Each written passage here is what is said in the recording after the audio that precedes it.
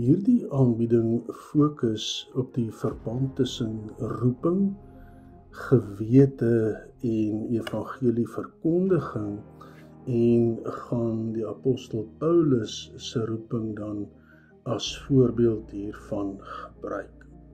Daar is 'n raaiselagtigheid by Paulus se evangelie. Aan die een kant sê hy dat dit 'n openbaring deur Christus is. Hy stel dit so, die evangelie wat ek verkondig is nie deur 'n mens uitgedink nie, ek het dit ook nie van 'n mens ontvang of by 'n mens geleer nie, inteendeel, Christus het dit in openbaring aan my gegee. En aan die ander kant sien ons dan dat die verwoording in sy briewe van die evangelie baie duidelik hellenisties Christelik verwoord is. Die weergawe van die apostel Paulus self in Galasiërs 1 oor sy roeping is die mees betroubare bron daaroor, en ons gaan daarop fokus. Die Handelinge 9 vertelling wat vir ons die mees bekende is, dateer baie later en het baie verskille teenoor dit wat Paulus self in Galasiërs 1 vermeld. Die Pseudo-Clementynse homilie dateer uit die 4de eeu en daarom ook nie histories so betroubaar nie. En in 1 Korinte 15 praat Paulus oor die verskyning van die opgestaane Here aan hom, sonder om dit in verband te bring met sy roeping. Om te verstaan waarom Paulus praat oor sy roeping in sy brief aan die Galasiese gemeentes, moet ons die konteks verstaan.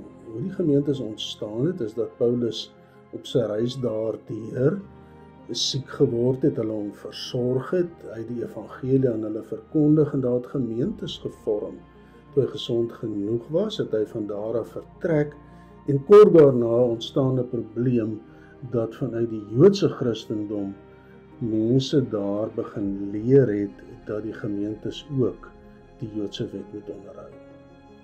In die Galasiërbrief gebruik die apostel Paulus 'n spesifieke retoriese strategie wat ontwerp is vir mense wat deur advokaat verdedig moet word in die hof waar hulle aangekla is. En vir Paulus is die klag teen hom dan dat sy evangelie kort kom aan nakoming van die Joodse wet, en sy verdediging is dat 'n mens alleen in Christus glo om in die regte verhouding met God te stel, en hy wend 'n hele aantal retoriese tegnieke aan om dit te bevestig. Paulus se roeping word dus aangebied as 'n openbaring van Christus as 'n soort misterieuse gebeure wat antropoloë vir ons verklaar as dat dit moontlik 'n alternatiewe bewussinstoestand kon gewees het, maar wat deur Paulus self doelbewus ingekleef word op die patroon van die roeping van Ou-testamentiese profete. Paulus se evangelie fokus dan op die gekruisigde Christus en dat geloof in hom die kern is waarom sake vir gelowiges wentel en nie meer nakoming van die Joodse wet nie. Paulus se evangelie volg inhoudelik nie temas wat ons vind by Jesus se prediking nie, en ook nie by die Palestynse tradisie of die Joods-Christelike evangelie verwoording nie. Paulus se verwoording is tipies van die hellenisties Christelike verwoording van die evangelie.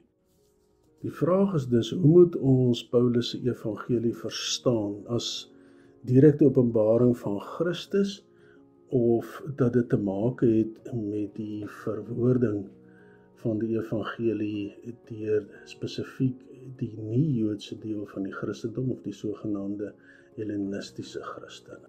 Martin Heidegger se verstaan van gewete help ons om hierdie probleem op te los.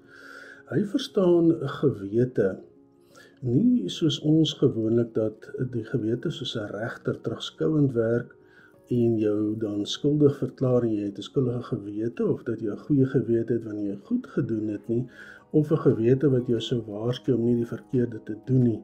Vir Heidegger is gewete iets wat jou vorentoe roep na autentisiteit toe, weg van nie-autentisiteit, weg van 'n lewe wat bepaal word deur ander mense se norme. Gewete roep jou met ander woorde na jou volle potensiaal toe om die mens te word wat jy werklik waar kan wees.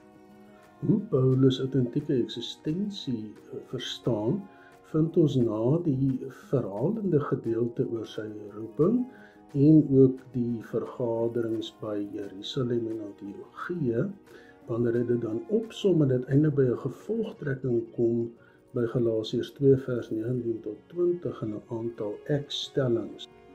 Autentisiteit word soteriologies verwoord. Paulus sê, ek is dood vir die wet, ek lewe vir God. Ek lewe nie meer nie, maar hoor ek is dood en Christus lewe in my. Geloof is dan die erkenning van God se liefdesdaad wat my verander. Interessant genoeg is hierdie dan ook opsomming van die apostel Paulus se hele teologie. Dis hoe hy dit in Galate gepreek het en hoe dit geglo is, en dis opmerklik dat dit ook in dooptaal verwoord is, naamlik 'n sterwe en 'n opstaan saam met Christus, en die suggestie dan dat dit verwys na sy eie en die Galasiërs se doop. Vir Paulus is nie autentieke bestaan dan waar daar naas Christus vereistes van die Joodse wet gestel word. So Paulus skep doelbewuste kontras tussen homself as profeet wat ook apostel is teenoor die ander wat net apostels is. Hy het 'n openbaring ontvang terwyl die ander apostels hulle tradisie gebruik van saamwees met Christus. Die apostel Paulus staan teenoor Sefas en die ander, net so die Joodse teenoor die Hellenistiese evangelie, Jerusalem teenoor Hellenistiese stede waarna eintlik verwys word wanneer hy praat van Arabië. Roeping het dus die struktuur van na iets toe en weg van iets anders, na die genade in Christus Jesus, weg van selfaanspraak of eie geregtigheid, wat dan ook nie autentisiteit is na geloof in Christus.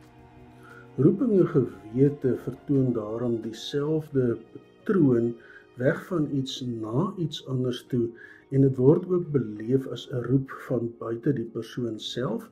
Dit wys op leemtes in die huidige bestaan en roep na die verwesenliking van potensiaal en uiteindelike autentisiteit. Wanneer Paulus met die Galasiërs begin praat oor hulle geloof, dan praat hy daarvan dat God hulle deur sy genade geroep het, en dit het nie op 'n ander manier gebeur as dat Paulus die evangelie aan hulle verkondig het nie. Sy huidige brief is weer 'n terugroep na die autentisiteit van geloof in Christus Jesus alleen. Eksistensieel is dit met ander woorde inhoudelik dieselfde as sy eie roeping. Dit is belangrik om te sien dat roeping en verkondiging inhoudelik saamval. Dis 'n roep weg van die autentisiteit van menslike aansprake na autentisiteit toe as dat 'n mens self nie meer leef nie, maar dat Christus in jou leef. Paulus se terugroep na die Galasiërs tot autentisiteit van geloof in Christus leer ons dat roeping nie noodwendig eenmalig is nie, maar 'n voortdurende roep is deur die verkondiging na gelowiges. Daar is 'n spanning aanwesig, omdat selfs gelowiges gedurig weer wegbeweeg van geloof na gewaande sekuriteite naas Christus van byvoorbeeld godsdienstigheid of vroomheid, 'n mens se eie vermoëns en om te vertrou op verganklike dinge naas Christus. Telkens roep die verkondiging ons terug na autentisiteit van 'n sterwe en 'n lewe van Christus deur ons. Hoe antwoord 'n mens op die roep? In die eerste plek deur te erken dat dit God is wat ons doodgewoon deur die verkondiging van Christus roep, en dat dit in die verkondiging die openbaring van Christus aan ons is, en ons oproep na autentisiteit van geloof as 'n liefde, naamlik om te sterwe aan jouself sodat Christus in jou kan lewe. Dit is dan die lewe van die verloste mens. Dit beteken dat jy deur jou dood in die liggaam van Christus gebore is. Roeping, gewete en verkondiging het dus alles te maak met die verlossing. Dis 'n roep tot geloof as 'n sterwe sodat Christus in my kan lewe. Ek is geroepe saam met ander geroepenes om die liggaam van Christus te wees en dus as gemeente diensbaar aan mekaar en aan almal te leef.